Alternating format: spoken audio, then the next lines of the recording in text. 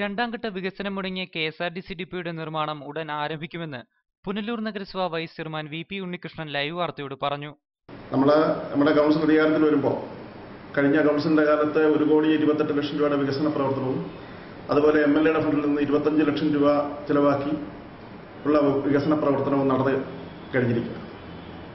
ഇപ്പോൾ നമ്മുടെ നഗരസഭയുടെ പ്ലാൻ ഫണ്ടിൽ നിന്ന് 24 ലക്ഷം രൂപ അവിടെ കംഫർട്ട് സ്റ്റേഷൻ നിർമ്മിക്കാൻ ഇപ്പോൾ ഈ നഗരസഭ അനുവദിച്ചു.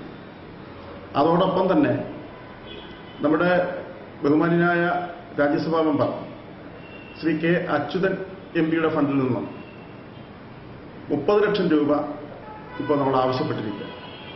അത് ബഹുമാന്യനായ സ്റ്റേറ്റ് സെക്രട്ടറി CP കമ്മ്യൂണിസ്റ്റ് പാർട്ടിയുടെ സ്റ്റേറ്റ് സെക്രട്ടറി ആയി ബന്ധപ്പെട്ട് അത് അനുവദിച്ച് കിട്ടും എന്നുള്ള നിലയിലേക്കാണ് കാര്യങ്ങൾ പോകുന്നത്.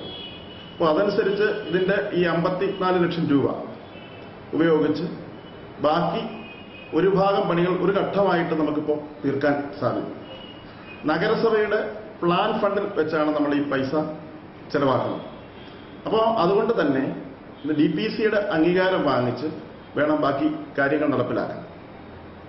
അപ്പോൾ DPCയുടെ അംഗീകാരം വാങ്ങിച്ച് നമുക്ക് നടപ്പിലാക്കി എടുക്കുവാനുണ്ടായ കാലതാമസമാണ് നമുക്ക് ഈ കൗൺസിലിന്റെ കാലത്തുണ്ടായത്. DPC അംഗീകാരം കിട്ടിയത് ജൂണിലാണ്. അത് ടെൻഡർ ചെയ്തു. ടെൻഡർ എസ്റ്റിമേറ്റിൽ നിന്ന് ഇപ്പോൾ റിവൈസ്ഡ് ടെൻഡർ വന്നപ്പോൾ ഏതാണ്ട് 15% വർദ്ധിച്ചു. ആ വർദ്ധിച്ചത് ആവശ്യപ്പെട്ട് കോൺട്രാക്ടർ നഗരസഭയ്ക്ക് നിവേദനം നൽകി. അതിന്റെ അടിസ്ഥാനത്തിൽ കൗൺസിൽ 15% കൂടെ വർദ്ധിപ്പിച്ച് ഇപ്പോൾ ടെൻഡർ സേവിങ്സിൽ നിന്ന് അത് കൊടുത്ത് നമുക്ക് ചെയ്യിക്കാനാണ് ഉദ്ദേശിക്കുന്നത്.